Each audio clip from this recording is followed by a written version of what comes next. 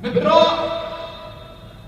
Love जिहाद के बारे में यहां की न्यायालय ने 2009 में इस बात को स्पष्ट किया था कि लव जिहाद केरल जैसे स्टेट को इस्लामिक स्टेट बनाने की साजिश का हिस्सा है। उस सब के बावजूद यहां की सरकार सोई हुई है। उसे चिंता नहीं है न सुरक्षा की और न ही इसकी आड़ में केरल के खिलाफ और देश के खिलाफ की जा रही साजिश के बारे में कोई प्रभावी कार्रवाई नहीं हो पा रही है। हम सबको इसके खिलाफ जागरूक होना पड़ेगा और इसीलिए आज केरल की आवश्यकता है भारतीय जनता पार्टी। भारतीय जनता पार्टी न केवल आपको समृद्धि का बल्कि प्रत्येक नागरिक को बिना भेदभाव के सुरक्षा की गारंटी भी दे सकती है। സുഹൃത്തുക്കളെ, കേരളത്തിന്റെ നീതിപീഠവും 2009 പറയുകയുണ്ടായി, ലവ് ജിഹാദ് കേരളത്തിന് ഒരു ഇസ്ലാമിക് സ്റ്റേറ്റ് ഉണ്ടാക്കുന്നതിന് വേണ്ടിയുള്ള ശ്രമമാണ് എന്ന് പറയുകയുണ്ടായി. പക്ഷേ ഇവിടെ ഭരിക്കുന്നതാരായാലും കേരളത്തിന്റെ സുരക്ഷയ്ക്ക് വേണ്ടിയല്ല, ദേശത്തിന്റെ സുരക്ഷയ്ക്ക് വേണ്ടി അല്ല അവർ ഭരിക്കുന്നത്. അതിനുവേണ്ടിയുള്ള നടപടികൾ അവർ സ്വീകരിച്ചില്ല. നമ്മളെ സംബന്ധിച്ചിടത്തോളം ജാഗ്രത പുലർത്തേണ്ടിയിരിക്കുന്നു. കേരളത്തിന്റെ ആവശ്യം ഭാരതീയ ജനതാ പാർട്ടി ജയിക്കുക എന്നുള്ളതാണ്. കേരളത്തിന് എല്ലാവിധ സമൃദ്ധിയും നൽകുക എന്ന് മാത്രമല്ല, ഓരോ പൗരനും ഭേദഭാവമില്ലാതെ അവന് ക്ഷേമ പ്രവർത്തനങ്ങൾ നടത്തുക എന്നുള്ളതാണ് ഭാരതീയ ജനതാ പാർട്ടിയുടെ ലക്ഷ്യം. भाइयों बहनों, केरल के अंदर यहां की वर्तमान सरकार कैसे जनभावनाओं के साथ खिलवाड़ कर रही है, सबरीमाला प्रकरण उसका एक उदाहरण है। एक तरफ सबरीमाला के नाम पर जनभावनाओं का कार्य यहां की सरकार करती है और दूसरी तरफ यहां पर कुछ ऐसे संगठनों को अराजकता फैलाने की छूट सरेआम दी जाती है जो यहां के मंदिरों और चर्चों पर हमला करके जनभावनाओं के साथ खिलवाड़ करते हैं। आप सब जानते हैं, केरल जैसे स्टेट में अगर जब सत्ता के संरक्षण में इस प्रकार की अराजकता फैलेगी तो स्वाभाविक रूप से ऐसे तत्वों के दुस्साहस बढ़ेंगे जिन्होंने अभी हाल ही में अपनी एक रैली के माध्यम से राष्ट्रीय स्वयंसेवक संघ के बारे में किस प्रकार की पोस्टरबाजी की थी। वे पोस्टरबाजी इस बात को साबित करती है कि उनकी मंशा भारतीय जनता पार्टी, आरएसएस या फिर इस देश के लिए और केरल के प्रति किस प्रकार की है। हमें समय रहते इस प्रकार की साजिश के खिलाफ और जो साजिश का हिस्सा यहां की सरकार बन रही है, उस साजिश को समय रहते उसके खिलाफ सजग होकर के प्रत्येक केरलवासी को जागरूक करना होगा। केरल की सरकार सबरीमाला के प्रकरण में जनास्था के साथ खिलवाड़ करती है, लेकिन आपने देखा होगा उत्तर प्रदेश में जनभावना का सम्मान करते हुए अयोध्या में प्रधानमंत्री मोदी जी ने भव्य राम मंदिर के कार्य का शुभारंभ किया है। भव्य राम मंदिर के निर्माण का कार्य ये भारत के राष्ट्र मंदिर के निर्माण के कार्यक्रम को आगे बढ़ाने का है। ये केवल एक मंदिर नहीं बल्कि भारत की आस्था को सम्मान देने का कार्य किया गया है और भारत की इस आस्था के सम्मान के लिए केरल की ओर से जो योगदान दिया गया है तो दिया जा रहा है। मैं इसके लिए केरल की जनता का हृदय से अभिनंदन करता हूं, आभार व्यक्त करता हूं। പ്രിയമുള്ളവരെ, കേരളത്തിന്റെ സർക്കാർ ജനഹിതത്തിനനുസരിച്ചല്ല അവർ പ്രവർത്തിക്കുന്നത്. ശബരിമലയിൽ അവർ ജനഹിതത്തിന് എതിരായിട്ടാണ് പ്രവർത്തിച്ചത്. മാത്രമല്ല, ചില തീവ്രവാദി സംഘടനകൾ അവര് ക്ഷേത്രങ്ങളും അതുപോലെ തന്നെ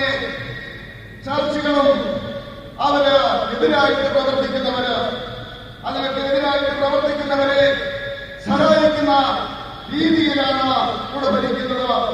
ഈ അടുത്ത കാലഘട്ടത്തില് നിങ്ങൾ ഇവിടെ ഒരു റാലി കണ്ടു. എന്തായിരുന്നു? കണ്ണൂർ ജില്ലയിലാണ്. എന്തായിരുന്നു ആ റാലി? RSSനെയും അതുപോലെ തന്നെ അങ്ങനെയുള്ള രാഷ്ട്രീയ സംഘടനകളെ ആക്ഷേപിക്കുന്ന രീതിയിലുള്ള ഒരു റാലിയും പോസ്റ്ററുമാണ് അത് ഇറക്കിയത്. ഈ രാജ്യത്തെ തകർക്കുന്നതിന് വേണ്ടിയുള്ള, രാജ്യത്തിന് വേണ്ടിയുള്ള ചിന്തയെ തകർക്കുന്നതിന് വേണ്ടിയുള്ള ഗൂഢാലോചനയാണ് നടക്കുന്നത്. തീർച്ചയായിട്ടും നമ്മളെ സംബന്ധിച്ചിടത്തോളം ജാഗ്രത പുലർത്തേണ്ടിയിരിക്കുന്നു. ഈ രാജ്യത്തിന് വേണ്ടി ജാഗ്രത പുലർത്തേണ്ടിയിരിക്കുന്നു.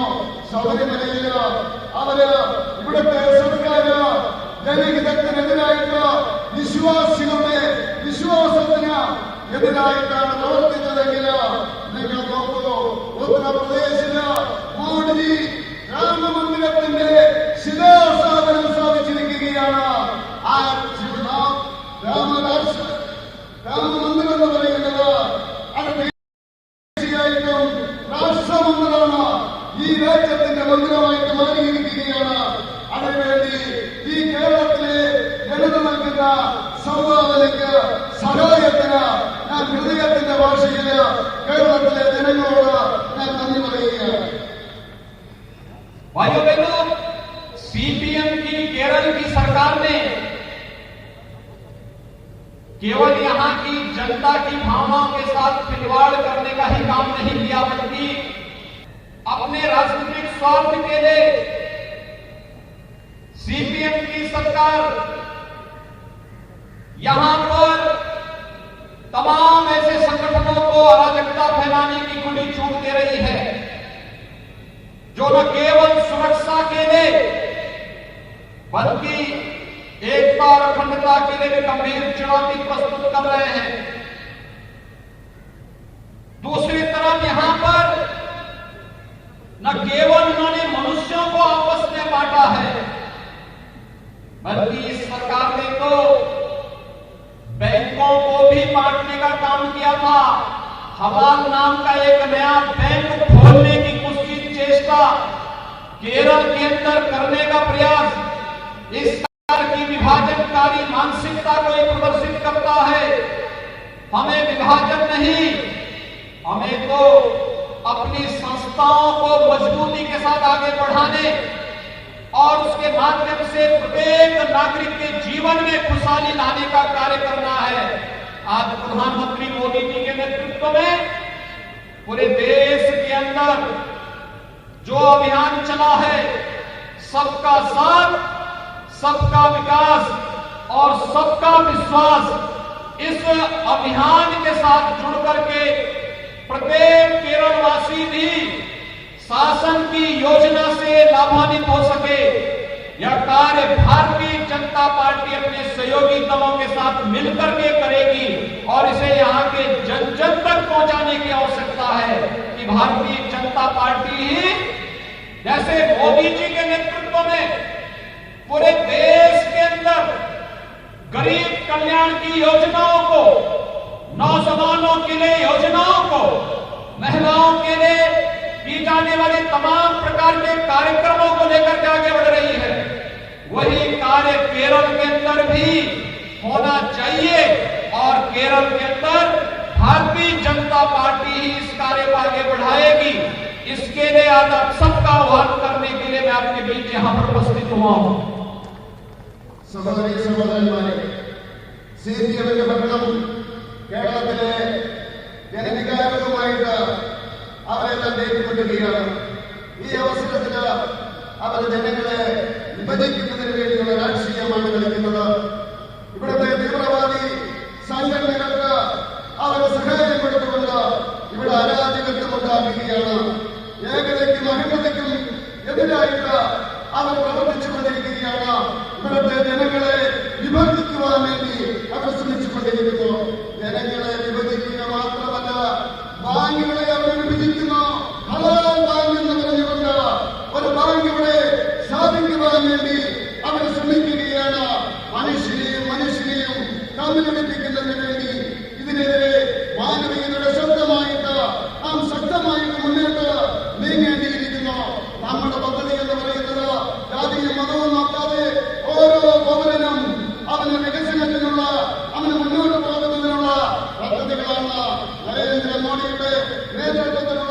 പദ്ധതികളാണ് സബ്കാ സാത്ത് സബ്കാ വികാസ് സബ്കാ വിശ്വാസ് എന്നുള്ള മുദ്രാവാക്യം ഉയർത്തിപ്പിടിച്ചുകൊണ്ട് എല്ലാവരെയും ഒരുമിച്ച് നിർത്തിക്കൊണ്ട് അങ്ങോട്ട് മുന്നോട്ട് പോകുകയാണ്. കേരളത്തിൽ ഭാരതീയ ജനതാ പാർട്ടിയോടൊപ്പം ഇവിടുത്തെ ഘടകകക്ഷികളും അതിന് സഹായം നൽകുകയാണ്. അതുകൊണ്ട് എനിക്ക് പറയുവാനുള്ളത് ക്ഷേമ പദ്ധതികള്, ജനങ്ങൾക്ക് വേണ്ടിയുള്ള ക്ഷേമ പദ്ധതികള്, യുവാക്കൾക്ക് വേണ്ടിയുള്ള പദ്ധതികള്, മഹിളകൾക്കുള്ള പദ്ധതികള്, അതെല്ലാം തന്നെ ഓരോ പൗരനിലെത്തണം. ജനങ്ങളോട് പറയണം, അങ്ങനെ ഭാരതീയ ജനതാ പാർട്ടി ഈ കേരളത്തില് വിജയിക്കുന്നതിനുള്ള അന്തരീക്ഷം ഉണ്ടാക്കണമെന്ന് അഭ്യർത്ഥിക്കുന്നതിന് വേണ്ടിയാണ് ഞാനിവിടെ എത്തിയിരിക്കുന്നത്. भाइयों बहनों, केरल के अंदर चाहे एलडीएफ रहा हो या यूडीएफ, ये दोनों भ्रष्टाचार की प्रतीक रहे हैं। यहां की जनता को शासन की योजनाओं से वंचित करने वाले रहे हैं। उत्तर प्रदेश देश के अंदर आबादी के हिसाब से सबसे बड़ा राज्य है। 24 करोड़ की आबादी उत्तर प्रदेश में निवास करती है और उस 24 करोड़ की आबादी में आपने देखा होगा कोरोना प्रबंधन किस रूप में होता है। उत्तर प्रदेश के अंदर आज के दिन पर 2000 से भी कम एक्टिव केस कोविड के उत्तर प्रदेश के अंदर बचे हैं। कोविड की नियंत्रण के लिए बहुत अच्छी कार्य योजना वहां पर बना करके, क्योंकि केंद्र में मोदी जी के नेतृत्व की सरकार जो मार्गदर्शन करती है और जिन योजनाओं को देती है, उन योजनाओं को ईमानदारी के साथ उत्तर प्रदेश के नागरिकों को उपलब्ध कराने का कार्य किया जा रहा है। और इसलिए बेहतर कोविड प्रबंधन के लिए WHO ने भी उत्तर प्रदेश सरकार की सराहना की है। आखिर कोविड नियंत्रण केरल के अंदर क्यों नहीं होता है? केरल की सरकार, यहाँ के मुख्यमंत्री और यहाँ की सरकार तो पहले उत्तर प्रदेश के हेल्थ इंफ्रास्ट्रक्चर पर हंसती थी, लेकिन आज दुनिया कोविड प्रबंधन में फेल होने के लिए केरल की सरकार पर हंस रही है। केरल की सरकार को केरल की जनता के सामने इसका जवाब देना चाहिए। സുഹൃത്തുക്കളെ, കേരളത്തില് LDF ആയാലും UDF ആയാലും അത് അഴിമതികളുടെ പ്രതീകങ്ങളായിട്ട് മാറിയിരിക്കുകയാണ്. ഭരണത്തിലൂടെ ജനങ്ങൾക്ക് ആനുകൂല്യങ്ങൾ നൽകാതെ അവര് അവഗണിക്കുകയാണ്. എന്നാൽ ഞാൻ UP നിന്നാണ് വരുന്നത്. ഇന്ത്യയിലെ ഏറ്റവും കൂടുതൽ ജനസംഖ്യയുള്ള സംസ്ഥാനമാണ് UP. 24 കോടി ജനങ്ങളാണ് UPയിലുള്ളത്. ആ 24 കോടി ജനങ്ങളുള്ള UPയില് കൊറോണ എങ്ങനെ നിയന്ത്രിച്ചു എന്ന് നിങ്ങൾ മനസ്സിലാക്കണം. ഇന്ന് 2000-ൽ കുറവാണ്. അവിടെ ഈ കൊറോണ കേസസ് ഏതായാലും UP ശക്തമായിട്ടുള്ള നടപടികൾ എങ്ങനെയാണോ മോഡി നിർദ്ദേശിച്ചത് അതിന്റെ അടിസ്ഥാനത്തില് പദ്ധതികൾ നടപ്പിലാക്കി. അതുകൊണ്ട് അവരെ കൊറോണ നിയന്ത്രിക്കുവാൻ സാധിച്ചു. ലോക ആരോഗ്യ സംഘടന UPയെ അഭിനന്ദിച്ചിരിക്കുകയാണ് ശക്തമായിട്ടുള്ള നടപടികൾ സ്വീകരിച്ചതിന്. എന്തുകൊണ്ട് കേരളത്തിലെ സർക്കാരിന് നിയന്ത്രിക്കാൻ സാധിക്കുന്നില്ല? ഒരു കാലഘട്ടത്തിൽ കേരളത്തിലെ മുഖ്യമന്ത്രി UPയുടെ കാര്യം പറഞ്ഞ് ചിരിക്കുമായിരുന്നു. ഇന്ന് ലോകം മുഴുവൻ കേരളത്തിലെ സർക്കാരിന്റെ പരാജയം ചൂണ്ടിക്കാണിച്ചുകൊണ്ട് ചിരിക്കുകയാണ്. അങ്ങനെ ഈ സർക്കാർ പരാജയപ്പെട്ടിരിക്കുകയാണ് കോവിഡ് നിയന്ത്രിക്കുന്ന കാര്യത്തില്. केरल के अंदर यहां का युवा यहां पर ईमानदारी से नौकरी न मिलने के कारण केरल से पलायन करने के लिए मजबूर हो रहा है। और उत्तर प्रदेश में 4 वर्ष में 4 लाख नौजवानों को सरकारी नौकरी पूरी पारदर्शी ईमानदारी के साथ उत्तर प्रदेश सरकार ने उपलब्ध करवाई है। केरल की बहुत सारी बहनें तो उत्तर प्रदेश के अंदर भी वहां पे शासकीय सेवा में भी और निजी क्षेत्र की सेवा में भी कार्य कर रही हैं। कहीं कोई समस्या उनके सामने नहीं है। यही नहीं, निजी क्षेत्र में भी भारी पैमाने पर निवेश को उत्तर प्रदेश के अंदर आमंत्रित किया गया है। और केंद्र सरकार की मदद से उत्तर प्रदेश में वर्तमान राजस्थान में 30 नए मेडिकल कॉलेज बनाए जा रहे हैं। 40 लाख गरीबों को एक आवास उपलब्ध कराया गया है। 1,38,00,000 से अधिक लोगों को विद्युत का कनेक्शन उपलब्ध करवाया गया है। 2,61,00,000 से अधिक लोगों के लिए स्वयं उनके टॉयलेट उपलब्ध कराए गए हैं। और यही नहीं, आयुष्मान भारत के अंदर उत्तर प्रदेश के लगभग 10 करोड़ लोगों को हम लोगों ने 5 लाख रुपए की स्वास्थ्य बीमा का कवर देने का काम भी उत्तर प्रदेश के अंदर उपलब्ध किया है। आखिर केरल के अंदर इन योजनाओं का लाभ केरल की जनता को क्यों नहीं मिल पा रहा है? क्योंकि केरल की सरकार रुचि नहीं लेती, उसकी इन योजनाओं में रुचि भी नहीं। आपके सामने उदाहरण है जल जीवन मिशन का। जल जीवन मिशन का मतलब हर घर नल। प्रधानमंत्री मोदी जी ने हर व्यक्ति के लिए शुद्ध पेयजल की आपूर्ति के लिए भारत सरकार पर्याप्त मात्रा में व्यवस्था कर रही है और प्रत्येक नागरिक के तक शुद्ध पेयजल की उपलब्धता हर घर तक पहुंचाने के लिए जल जीवन मिशन की घोषणा की और उसे लागू किया। लेकिन केरल की सरकार एक तो समयबद्ध ढंग से इस योजना को लागू नहीं कर पा रही है और दूसरा इस योजना को भी अपने नाम पर चस्पा करके जबरन इसका श्रेय देने का प्रयास कर रही है। यानी आवास भी नहीं देगी गरीबों को, गरीबों का शौचालय भी नहीं बनाएगी, आयुष्मान भारत का लाभ भी गरीबों को नहीं उपलब्ध होगा। और अगर कोई योजना केंद्र सरकार के द्वारा, मोदी जी के द्वारा प्रत्येक नागरिक के लिए उपलब्ध कराई जाती है तो इस योजना में भी मोदी जी और केंद्र सरकार का नाम कटवाने का प्रयास होता है। पैसा तो देते हैं लेकिन योजनाओं के नाम साथ प्रधानमंत्री जी और केंद्र सरकार का नाम जोड़ने में संकोच होता है। भाइयों बहनों, हमें केरल सरकार की वास्तविकता को समझने का प्रयास करना चाहिए। इनका विकास में नहीं, केरल के विकास में नहीं, केरल के नागरिकों के उत्थान में नहीं, बल्कि केवल सीपीएम के कैडर के विकास में इनकी रुचि है। और सीपीएम के कैडर के विकास के लिए केरल की जनता के साथ धोखा बंद होना चाहिए और यही आह्वान करने के लिए आज आपके बीच में हम लोग आए हैं। പ്രിയമുള്ളവരെ, കേരളത്തിലെ യുവാക്കൾ ജോലി കിട്ടാതെ വിഷമിക്കുകയാണ്, ഇന്ന് സമരം ചെയ്യുകയാണ്. പക്ഷേ ഞാൻ പറയാൻ ആഗ്രഹിക്കുന്നു, യുപിയിൽ കഴിഞ്ഞ 4 വർഷം കൊണ്ട് 4 ലക്ഷം തൊഴിലില്ലാത്ത ചെറുപ്പക്കാർക്ക് ജോലി കൊടുക്കുവാൻ സാധിച്ചു.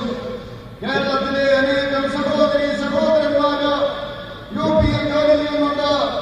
സർക്കാരിന്റെ കീഴിലുള്ള ആരോഗ്യ സ്ഥാപനങ്ങളിലും അതുപോലെ തന്നെ പ്രൈവറ്റ് സ്ഥാപനങ്ങളിലും ജോലി ചെയ്യുന്നുണ്ട്. അവരെ സംബന്ധിച്ചിടത്തോളം ഒരു പ്രശ്നവുമില്ല. ആ പ്രൈവറ്റ് ആയിട്ടുള്ള സ്ഥാപനങ്ങളിലും അവർക്ക് നല്ല രീതിയിലുള്ള പരിഗണന കിട്ടുന്നുണ്ട് എന്ന് സംസ്ഥാന സർക്കാർ ഉറപ്പുവരുത്തുന്നു. മാത്രമല്ല, കേന്ദ്ര സർക്കാരിന്റെ സഹായത്തോടുകൂടി യുപിയില് 30 മെഡിക്കൽ കോളേജുകളാണ് ഈ കഴിഞ്ഞ വർഷങ്ങളിൽ സ്ഥാപിച്ചത്. പാവപ്പെട്ടവർക്ക് 40 ലക്ഷം വീടുകൾ കൊടുത്തു. സൗജന്യമായിട്ട് വൈദ്യുതി 1,38 ലക്ഷം പേർക്കാണ് കൊടുത്തത്. 2 കോടി ജനങ്ങൾക്ക് ജോലിക്ക് കൊടുത്തു. അതുപോലെ ആയുഷ്മാൻ ഭാരത് 5 ലക്ഷം രൂപയുടെ ഇൻഷുറൻസ് 10 കോടി വീടുകളിലാണ് കൊടുത്തത്. അങ്ങനെ പദ്ധതികൾ നടപ്പിലാക്കുകയാണ്. പക്ഷേ കേരളത്തിലെ സർക്കാരിന് ഇത് നടപ്പിലാക്കുവാൻ താല്പര്യമില്ല. നിങ്ങൾക്കറിയാം, ഇവിടെ ഒരു പദ്ധതിയുണ്ട്, ജലജീവൻ പദ്ധതി. എല്ലാ വീടുകളിലും പൈപ്പിലൂടെ കുടിവെള്ളം എത്തിക്കുന്ന പദ്ധതിയാണ്. അത് ഭാരതം മുഴുവൻ നടപ്പിലാക്കുകയാണ്. കേരളത്തിലെ സർക്കാർ അത് സമയത്തിന് തുടങ്ങിയില്ല. മാത്രമല്ല, അത് വേണ്ട രീതിയിൽ നടപ്പിലാക്കുന്നില്ല. ഈ മോഡി സർക്കാരിന്റെ പദ്ധതികള് അത് ഭവന നിർമ്മാണ പദ്ധതികളാണെങ്കിലും ആയുഷ്മാൻ ഭാരതിന്റെ പദ്ധതിയായാലും ടോയ്ലറ്റിന്റെ പദ്ധതിയാണെങ്കിലും അവർ നടപ്പിലാക്കാൻ ആഗ്രഹിക്കുന്നില്ല. കേന്ദ്ര സർക്കാർ നേതാക്കളുടെ പണം വേണം. പക്ഷേ മോഡിയുടെ പേര് പാടില്ല, കേന്ദ്രത്തിന്റെ പേര് പാടില്ല, പണം മതി എന്നാണ് അവർ പറയുന്നത്. തീർച്ചയായിട്ടും കേരളത്തിലെ ജനങ്ങളെ ഇത് പറഞ്ഞ് നമ്മൾ മനസ്സിലാക്കിക്കണം. ഇവരുടെ സർക്കാർ കേരളത്തിന്റെ വികസനത്തിന് വേണ്ടിയല്ല, ജനങ്ങളുടെ ഉദാഹരണത്തിന് വേണ്ടിയല്ല പരിശ്രമിക്കുന്നത്. CPM കേരളങ്ങളുടെ വികാസത്തിന് വേണ്ടിയാണ്, അവരുടെ രക്ഷയ്ക്ക് വേണ്ടി മാത്രം പ്രവർത്തിക്കുന്ന ഒരു സർക്കാരാണ്. അല്ലാതെ ഭേദഭാവമില്ലാതെ BJPയുടെ സർക്കാരിനെ പോലെ ഓരോ പൗരന്മാർക്കും ക്ഷേമ പദ്ധതികൾ നടപ്പിലാക്കുന്ന സർക്കാരായി പറയുവാൻ ഞാൻ ആഗ്രഹിക്കുകയാണ്. भाइयों बहनों, शुरुआत अच्छी होती है तो अंत भी बहुत अच्छा होता है।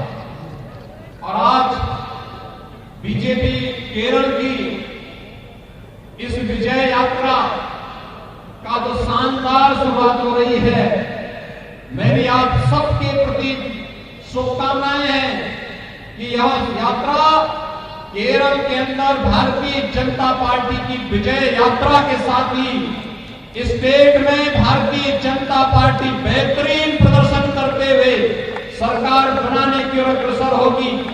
क्योंकि मुझे विश्वास है, आज मोदी जी के नेतृत्व में जो विश्वास आम जनमानस के मन में आया है, केरल के अंदर भी वहां पर CPM की सरकार थी। और आप जानते हैं कि त्रिपुरा के अंदर जब वहां की सरकार 35 वर्षों से चली आ रही थी, लेकिन जब उनके पास मोदी जी के नेतृत्व की भारतीय जनता पार्टी की सरकार के कार्यों की और लोक कल्याणकारी योजनाओं का लाभ पहुंचा, तो उन्हें वास्तविकता की जानकारी हुई। और जब वहां पे इलेक्शन हुए 2 वर्ष पूर्व, तो त्रिपुरा में 2/3 मेजोरिटी के साथ भारतीय जनता पार्टी वहां पर सरकार बनाई है। आज नॉर्थ ईस्ट में त्रिपुरा हो, मणिपुर हो, अरुणाचल हो, असम है, इन सभी राज्यों में भारतीय जनता पार्टी की सरकारें बेहतरीन तरीके से कार्य कर रही है। और भारतीय जनता पार्टी विकास के लिए जो कार्य कर ही रही है, साथ साथ अलगाववाद और आतंकवाद पूरी तरह उन क्षेत्रों से समाप्त भी हो गया है। केरल के अंदर भी भारतीय जनता पार्टी के कार्यकर्ताओं ने त्याग और बलिदान का शौर्य और पराक्रम का जो एक नया इतिहास रचा है, इस इतिहास को अब आगे बढ़ाने की आवश्यकता है। और इसके लिए इस विजय यात्रा का शुभारंभ आप सबके लिए शुभ हो, या अपनी पूरी शुभकामना आप सबके प्रति व्यक्त करने के लिए आज मैं विशेष रूप से इस विजय यात्रा के शुभारंभ के अवसर पर यहाँ पर आपके बीच में उपस्थित हुआ हूँ। आप सबके लिए और पूरी यात्रा के लिए, विधानसभा चुनाव के लिए मेरी शुभकामनाएं, उत्तर प्रदेश की शुभकामनाएं और देश की शुभकामनाएं आप सबके प्रति है। इस विश्वास के साथ मैं अपनी वाणी को यहीं पर विराम देता हूं। धन्यवाद। जय हिंद, जय जय श्री राम।